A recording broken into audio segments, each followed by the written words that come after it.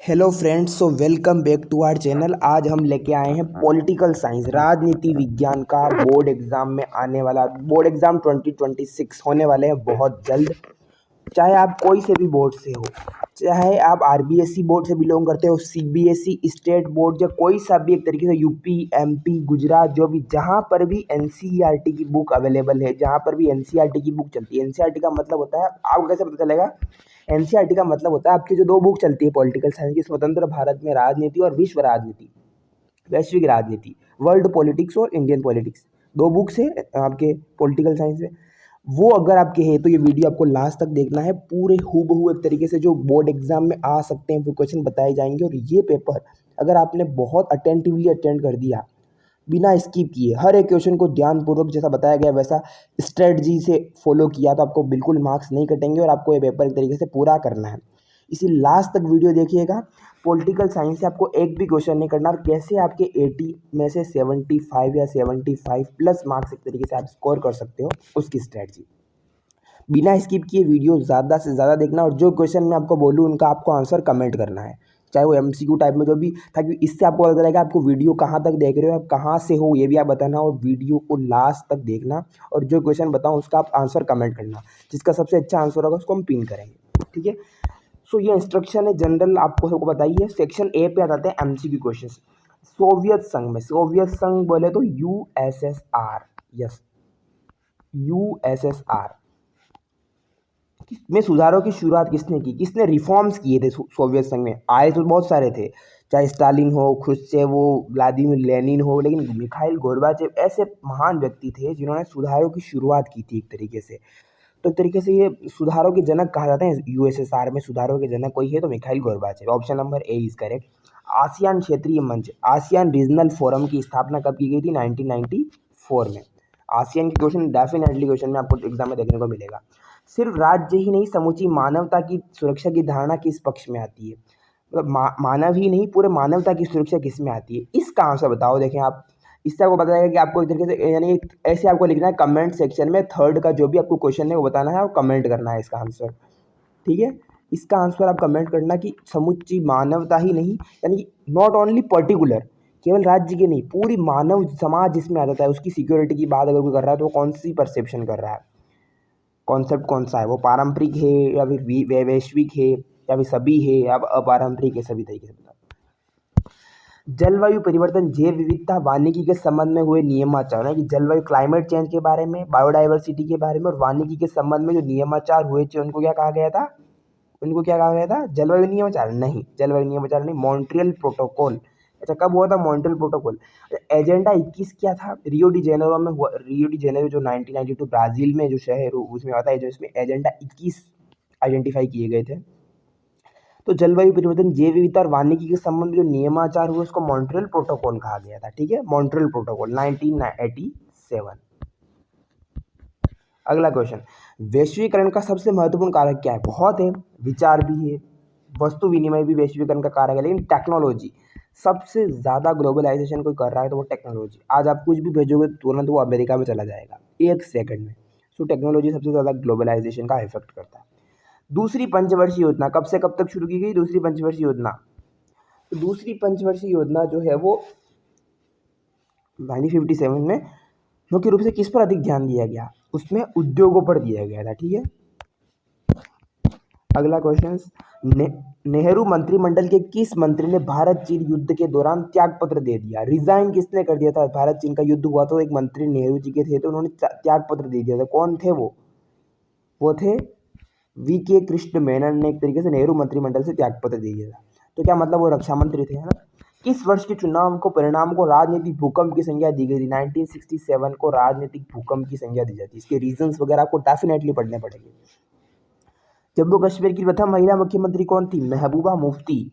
महबूबा मुफ्ती जो थी वो जम्मू कश्मीर की पहली महिला मुख्यमंत्री थी, जिन्होंने बीजेपी और पीडीपी के गठबंधन से सरकार बनाई थी। पीपुल्स डेमोक्रेटिक पार्टी और बीजेपी की ने गठबंधन किया था, और ये एनसी जो नेशनल कॉन्फ्रेंस है वहाँ की, उसको हटाकर तरह से बनने थी, तो पहली महिला मुख्यमंत्री बनी थी। मुफ्ती सईद भी थे, लेकिन वो क्या थे, क्या वो पहले तरीके से थे।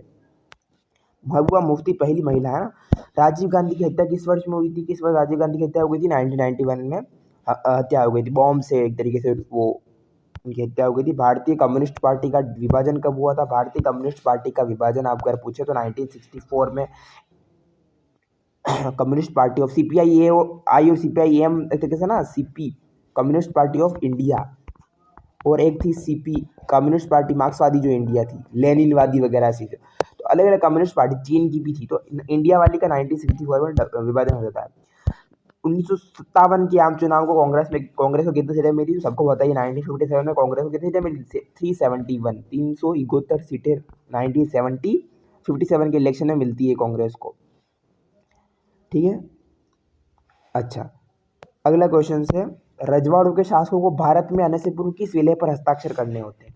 जो राजे रजवाड़े थे 565 एक तरीके से रियासतें थी, उनको पहले भारत में आने से पहले एक हस्ताक्षर करने, ट्रिस्ट विद डेस्टिनी नहीं हुआ। तो जवाहरलाल नेहरू का भाषण है, इंस्ट्रूमेंट ऑफ एक्सेशन, सॉरी हाँ, इंस्टीट्यूशन ऑफ एक्सेशन, इस पे हस्ताक्षर करने पड़ते थे उनको। ठीक है, अगला क्वेश्चन, हिंदी इंग्लिश ट्रांसलेशन थोड़ा मिस्टेक है शायद इस पेपर में। कौन सा अतीत देश अतीत में हिंदू राज्य था? तो वो नेपाल था।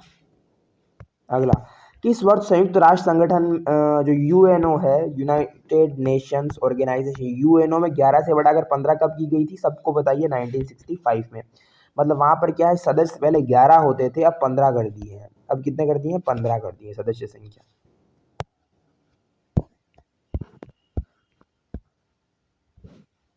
1965 में कर दिया, अभी तो काफी 190 प्लस है। पश्चिमी पाकिस्तान के प्रभुत्व के खिलाफ पश्चिमी पाकिस्तान का विरोध करते हुए जनसंघर्ष का नेतृत्व किसने किया था?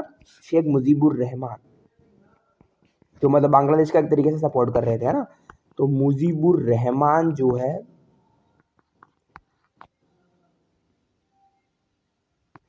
उन्होंने एक तरीके से किया था।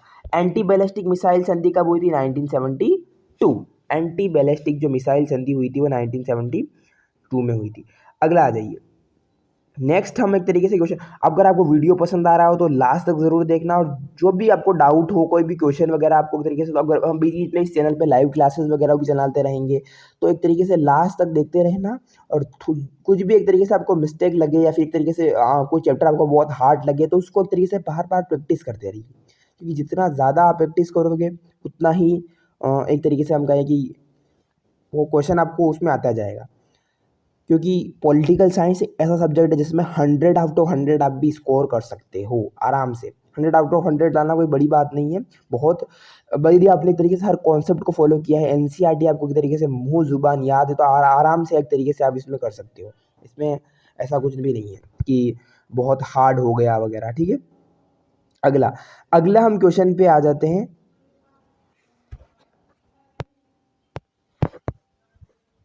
2 अक्टूबर 2016 को कौन सा समझौता हुआ था? पेरिस जलवायु समझौता। ठीक है, पेरिस जो जलवायु समझौता हुआ था, पेरिस जलवायु समझौता हुआ था 2 अक्टूबर 2016 को। भारत ने पंचवर्षीय योजनाओं का विकल्प किससे चुना था? यूएसएसआर, या फिर एक तरीके से आप बोलो तो सोवियत संघ से।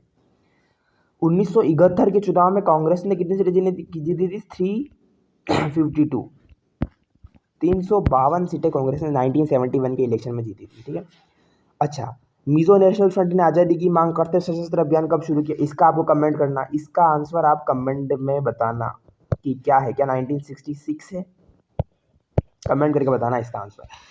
अगला है, का प्रति व्यक्ति सकल घरेलू उत्पाद दक्षिण एशिया में सबसे ज्यादा है? किसका किसका ज्यादा है? क्या श्रीलंका आएगा इसमें? ऐसे कमेंट करने हैं आपको। शॉक थेरेपी की सर्वोपरि मान्यता क्या थी? तीव्र गति से औद्योगिक विकास, आर्थिक विकास, इतना फास्ट, मतलब पहले उभरा ही नहीं था, एक तरीके से थेरेपी दे देना, एक तरीके से शॉक से थेरेपी दे देना। भारत और नेपाल के बीच मित्रता का कोई एक बिंदु लिखिए। बहुत सारे हैं, सांस्कृतिक एक तरीके से है। पहला बिंदु तो ये है कि भारत ही एकमात्र, नेपाल ही एकमात्र ऐसा देश जहाँ पर जीरो वीज़ा, एक तरीके से नो वीज़ा चाहिए, हम कभी भी नेपाल में जा सकते हैं, वीज़ा बनाने की जरूरत नहीं। विकास का केरल मॉडल क्या था? इंदिरा गांधी ने किस राष्ट्रपति उम्मीदवार को अपना समर्थन दिया था? क्या वो वीवी गिरी थे? कौन थे वो राष्ट्रपति? एक तो उपराष्ट्रपति थे और एक वीवी गिरी थे। तो इनमें से इंदिरा गांधी ने किसको समर्थन दिया था? भारतीय जनता पार्टी बीजेपी जो है वो कब अस्तित्व में आई थी? तो ये आई थी आपकी 1980 में, 1980 में। ठीक है, इंदिरा गांधी की हत्या कब हुई थी? 1984 में हुई थी। 31 अक्टूबर 1984। दो उनके खुद सिक्योरिटी गार्ड की हत्या कर दी थी, सतवंत सिंह और बेअंत सिंह ने। परमाणु अप्रसार संधि, अच्छा न्यूक्लियर प्रोलिफरेशन ट्रीटी, परमाणु अप्रसार संधि 1964, ये बताना 64 है या 68 है, एक तरीके से ये कमेंट करके बताना मुझे। और भारत इस पर क्या प्रतीक थी, भारत ने इस पर सिग्नेचर नहीं किए थे क्योंकि भारत ने नो फर्स्ट यूज पॉलिसी अपनाई थी। 1996 की जो कॉम्प्रेसिव एंटिटी होती है उस पर भी भारत हस्ताक्षर नहीं करता है पहले। सुरक्षा की धारणा में अस्त्र नियंत्रण क्या है, अस्त्र नियंत्रण मतलब कंट्रोल करना, अस्त्र का मतलब जो होता है हथियार को पहले नहीं करना। सुरक्षा की धारणा में ये होता है कि इससे क्या होता है, शांति को बढ़ावा देना। युद्ध का सबसे जनित एक तरीके से तो अस्त्र है, अस्त्र पर जितना ज्यादा नियंत्रण करोगे उस तरीके से करना। तो बताना आपको विश्व का पहला बांध विरोधी आंदोलन क्या है अकॉर्डिंग टू नर्मदा बचाओ आंदोलन, ठीक है, नर्मदा बचाओ आंदोलन, ये भारत का विश्व का पहला एक तरीके से बांध विरोधी। वैश्वीकरण के अंतर्गत मैकडोनाल्डीकरण क्या है, पश्चिमी जो संस्कृति है, जो तरीके से जो मतलब जो बर्गर से वगैरह जो खाने की जो चीज़ें हैं उनको एक तरीके से। अगला है आसियान विजन 2020 के उद्देश्य लिखने हैं। आसियान विजन 2020 के क्या उद्देश्य, ये 2 नंबर के क्वेश्चन है, 50 मार्क्स सेक्शन बी आ गया है, 50 वर्ड सॉरी, मतलब लगभग आपको लिखनी है। लगभग इसमें आप देख लो कि 2 नंबर के मार्क्स में आपको लगभग 5-6 लाइनें आपको लिखनी पड़ेगी, ठीक है। अगला संयुक्त राष्ट्र के प्रक्रिया और ढांचे में सुधार, दो सुझाव दीजिए। पहला सुझाव तो ये है कि भारत को भी मतलब इसमें क्या है कि विकासशील देशों को भी शामिल करना चाहिए और उनके सदस्यों की संख्या बढ़ाई जानी चाहिए, जो स्थायी सदस्य है ना। कारगिल संघर्ष 1999, 26 जुलाई, कौन भूल सकता है। मंडल आयोग की कोई 2 सिफारिशें, मंडल आयोग, बीपी मंडल। आंसू छात्र संगठन, आंसू कहाँ का था, असम का। आंसू छात्र संगठन का क्या उद्देश्य था आपके मतानुसार। दल बदल का जुमला, आयाराम गयाराम क्या है, सुना होगा पॉलिटिकल साइंस में, आयाराम गयाराम मतलब नेताजी पार्टी बदलते रहते हैं बार बार। क्या है, वर्तमान समय में प्रासंगिक है, यस है, प्रासंगिक है, लिखिए। योजना आयोग के गठन का उद्देश्य क्या था, योजना आयोग क्यों बनाया गया। साझी किंतु अलग अलग जिम्मेदारियां कहने का आ गया, जो हुआ था एक तरीके से परमाणु तरीके से जो जलवायु तरीके से हुआ था, उसमें क्या है साझी किंतु अलग अलग जिम्मेदारियां। सब यानी ये तरीके से जो हुआ था ना कि सबका रेट अलग अलग है, प्रदूषण फैलाने का, पर्यावरण को प्रदूषित करने का, तो जिम्मेदारियां भी अलग अलग होनी चाहिए। तो साझी यानी कि है तो एक ही लेकिन अलग अलग जिम्मेदारियां कहने का क्या वही थी। बाम सेफ क्या है, बाम सेफ, बाम सेफ का पूरा नाम आपको पता है ना। देखो बाम सेफ का क्या है, all India backward and minorities communities employees federation. दलित और पिछड़े आदि कर्मचारियों का एक संगठन था जिसकी 1971 में स्थापना होती है और ये एक तरीके से था। तो बाम से backward and minorities communities employees federation, याद रखना इंपॉर्टेंट है। इससे किसका दल गठन का हुआ, इससे बसपा आई थी, बसपा साहब, कांसीराम जी की party, Bahujan Samaj Party, BSP. Okay next question, सुरक्षा में विश्वास बहाली से क्या समझते हैं। विश्वास दे देना, सामने वाले को भरोसा जीत देना। भारत पाकिस्तान के मध्य प्रमुख विवाद को मुद्दे बताइए। बहुत सारे मुद्दे हैं, इसको तो कोई नहीं छोड़ जाएगा, एक तरीके से आप बिल्कुल बिना पढ़े आराम से लिख सकते हो। आपातकाल से 2 सबक, सबसे पहला था कि भारतीय लोकतंत्र बहुत मजबूत था ऐसी स्थिति में भी। दूसरा सबक तो था कि एक तरीके से जो कोई भी स्थायित्व नहीं होती कोई भी दल, चाहे वो वर्ष दशकों तक कांग्रेस रिपीट हो रही थी, लेकिन आपातकाल से ऐसी स्थिति सामने आई कि वो हुआ और न्यायालय भी एक तरीके से पता चला हमें। सेक्शन सी जाता है बड़े क्वेश्चन, यूरोपीय संघ को क्या चीज़ एक प्रभावशाली संगठन है, उसकी विशेष ऐसी चीजें बताना जो यूरोपीय संघ को प्रभावशाली बनाती है। या फिर जापान की उभरती हुई अर्थव्यवस्था, इकोनॉमी, जापान की इकोनॉमी पर आपको प्रकाश डालना है। जापान की क्या ऐसा है, जापान से हम क्या सीख सकते हैं, ऐसा जापान की अर्थव्यवस्था में क्या ऐसा उछाल आ रहा है कि अर्थव्यवस्था तेजी से उभर रही है। या फिर एक ध्रुवीय विश्व में जब एक तरीके से अंतर्राष्ट्रीय संगठन की भूमिका है बतानी आपको कि एक तरीके से इंटरनेशनल ऑर्गेनाइजेशन, यहाँ पर संयुक्त राष्ट्र संघ की नहीं पूछ रहा है, जितने भी इंटरनेशनल ऑर्गेनाइजेशन है सब कही, ऐसा नहीं आप यूएनओ लिख के आ जाओ, ध्यान से पढ़ना क्वेश्चन को। इंटरनेशनल ऑर्गेनाइजेशन संयुक्त अंतर्राष्ट्रीय संगठन, यानी कि जब एक ध्रुवीय विश्व की ओर बढ़ रहा है उसमें इंटरनेशनल जो ऑर्गेनाइजेशन की क्या भूमिका हो सकती है। या फिर संयुक्त राष्ट्र संघ की प्रमुख एजेंसियां, उनके संरचना के अंगों कार्यों का वर्णन करना है, कौन कौन सी एजेंसियां वगैरह। एक दल के प्रभुत्व के कारण तथा उसके प्रभावों की विवेचना कीजिए कि अगर एक दल का आ जाए, जैसे कांग्रेस का एरा था एक तरीके से, एरा ऑफ कांग्रेस था 19 कब से पहले 1989 से पहले तो कांग्रेस ही आ रही थी बार बार। एक तरीके से अपवाद के स्वरूप मोरारजी देसाई की जनता पार्टी को छोड़ दे, बाकी सब कांग्रेस का ही एरा था। तो उसमें क्या फिर हमने गठबंधन की राजनीति आई तो उसके प्रभाव क्या हुए वो बताना आपको। भारतीय जनसंघ की विचारधारा, जनसंघ ही, अच्छा जनसंघ जो था वही बाद में श्यामा प्रसाद मुखर्जी वाला ही जनसंघ ही बाद में जो है उसका एक तरीके से न्यू वर्जन हो जाता है बीजेपी का, ठीक है, जनसंघ। आपातकाल के परिणाम, रिजल्ट ऑफ इमरजेंसी, बहुत डिटेल में बताना है कि आपातकाल से क्या क्या सबक मिले, और या फिर आपके मतानुसार क्या 1977 के चुनाव परिणाम में कांग्रेस की हार का एकमात्र कारण आपातकाल ही था? क्या केवल इमरजेंसी से कांग्रेस हारी थी? यस, सबसे बड़ा कारण आपातकाल था, लेकिन not only for one reason, बहुत सारे इसके कारण थे। क्या क्या तर्क देने आपको, रीजन देने की क्या क्या थे। आपातकाल के अलावा ऐसी कुछ नीतियां भी आ गई थी कि सब तरीकों को साथ में नहीं लिया जाता है। राजे रजवाड़े प्रीवी पर्स जो है था उससे काफी लोग नाराज थे, बहुत सारे रीजन से नारा, गरीबी हटाओ केवल कागजों तक सीमित था। आगे, सोवियत संघ के विघटन के कारणों की विवेचना कीजिए। क्यों यूएसएसआर क्यों मतलब हट गया, उसका पतन क्यों हो गया, अमेरिका क्यों आगे बढ़ता गया? एक तरीके से इसका क्वेश्चन ऐसे भी पूछ सकता है कि अमेरिका की उभरती जो अमेरिका जो था उसके सामने जो सोवियत संघ, तो वो कैसे जीतता गया और सोवियत संघ हारता गया, वो बताना चाहेंगे। कॉम्पेयर, भारत और रूस के संबंधों पर प्रकाश डालिए। इंडिया रशिया के रिलेशन, बहुत सेंसिटिव एक तरीके से क्वेश्चन, और हर बार पूछे जाते हैं। इंडिया रशिया का रिलेशन, सबसे बड़ा हथियार खरीदने वाला देश भारत रशिया का भारत ही है, बताना आपको पूरा। अगला क्वेश्चन, वैश्वीकरण का आशय बताते हुए इसके प्रभाव, व्हाट इज ग्लोबलाइजेशन, इसके मीनिंग बतानी है और इसको इफेक्ट, प्रभावों का वर्णन करना है। और इसके वैश्वीकरण के जो विरोध हो रहे हैं, अलग अलग फोरम बन रहे हैं, वर्ल्ड सोशल फोरम WSF जो बनते हैं, ऐसे जो बनते हैं वो आपको बताना है। एक तरीके से अलग अलग जोन्स बन रहे हैं। वैश्वीकरण को प्रश्न जरूर आता है, और ब्लूप्रिंट का कोई जरूर नहीं, राजस्थान बोर्ड के स्टूडेंट ध्यान सुन ले, जरूरी नहीं कि आपका जो टोटल क्वेश्चन ब्लूप्रिंट से ही आए, क्वेश्चन कहीं से भी आ सकते हैं। पॉलिटिकल साइंस में आपको हर एक क्वेश्चन को एक तरीके से अच्छे से समझना है। नेक्स्ट है मैप। मैप तो मेरी मन में एक ही धारणा है कि मैप एक तरीके से अगर मैं बोलूँ, यानी मैप क्या है, तो मैप मेरी तरफ से क्या है, फ्री के नंबर, कुछ भी नंबर नहीं करना है, फ्री मार्क्स, है ना। फ्री मार्क्स क्यों बोला मैंने? 4 नंबर, एक मेरी बात सुनो, एक तो आप इतना मेहनत करके ऊपर इतने बड़े बड़े क्वेश्चन लिख रहे हो, 2-2 ढाई-ढाई 3-3 पेज भर रहे हो 4 नंबर के लिए, और एक बस 4 टिक कर रहे हैं, 4 सब वर्ड लिख रहे हो, 4 नंबर आना, है ना, फ्री के नंबर, कुछ भी नहीं करना। मैसूर, देखो याद रखना, मैप की चाहे हिस्ट्री हो, पॉलिटिकल साइंस हो, ज्योग्राफी हो, कोई भी अभी सब्जेक्ट जिसमें मैप आता हो, 10th स्टूडेंट देख रहा है, सोशल साइंस जिसके सब्जेक्ट हो, मैप में ऐसे क्वेश्चन अथवा वाले, ऐसा नहीं कि आप जैसे कि 4 दे रखे तो दो ये वाले पहले पढ़ देंगे और ये वाले बाद में, दो ऊपर के पढ़ देंगे, 2 नीचे के पढ़ देंगे, नहीं, 0 नंबर मिलेगा इससे आपको। क्यों? क्योंकि अथवा का मतलब होता है या तो ऊपर के करो या नीचे के। यदि चारों आ रहे हैं, 3 भी आ रहे हैं, तो भी या तो 3 ही ऊपर के, चारों ऊपर के करो या भी चारों नीचे के करो। ओनली फॉर 1 अटेम्प्ट करना है इसमें से आपको, ऐसा नहीं आप सब एक तरीके से करते जाओ, ठीक है। तो देखो, मैसूर को दर्शाना है मणिपुर, आंध्र प्रदेश और सीलोन। सबसे इंपॉर्टेंट है सीलोन। क्या था उस टाइम सीलोन ही श्रीलंका था। तो सीलोन कितना घुमा के पूछा है तरीके से, अगर आपने पॉलिटिकल को ध्यान से पढ़ा है, वर्ल्ड पॉलिटिक्स को, सीलोन श्रीलंका था। श्रीलंका मैप में सबसे नीचे एक तरीके से इंडिया कैसे बना होता है, तो वो श्रीलंका दर्शन है आपको। 1 नंबर ये मेरे। आंध्र प्रदेश तेलंगाना के पास, मणिपुर नॉर्थ ईस्ट। मैसूर कहाँ है? अच्छा, मैसूर क्या है, कर्नाटक में है। मैसूर कर्नाटक का है ना। अगला या फिर ये ग्वालियर कहाँ का है? ग्वालियर बोले तो MP।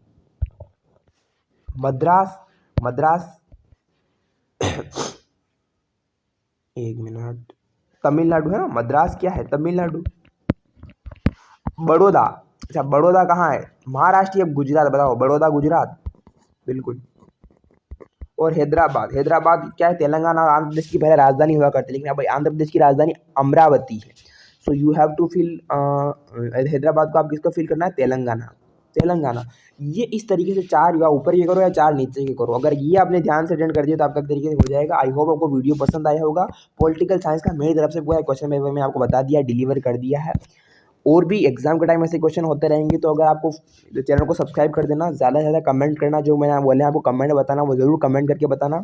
अपने फ्रेंड के साथ वीडियो शेयर करना, ज़्यादा से ज़्यादा सब्सक्राइब करो, वीडियो को पूरा ज़रूर देखना, क्योंकि एक भी क्वेश्चन मिस मत करना। आई होप कि आपको पेपर चलेगा। एग्जाम से पहले और भी सेशंस लेंगे, live sessions, model paper, important question, notes वगैरह सब कुछ बताए जाएंगे चैनल्स पे। तो इस चैनल पे आपको all rounder, not only for education, हर फैक्ट रिलेटेड चैनल की वीडियो मिलेगी, चैनल पर वीडियो मिलेगी। तो ज़्यादा से ज़्यादा इस तरीके से देखना। सो आई होप आपको वीडियो पसंद आया होगा। इसी के साथ ठीक है, कुछ भी डाउट हो तो जरूर पूछना। Thank you so much.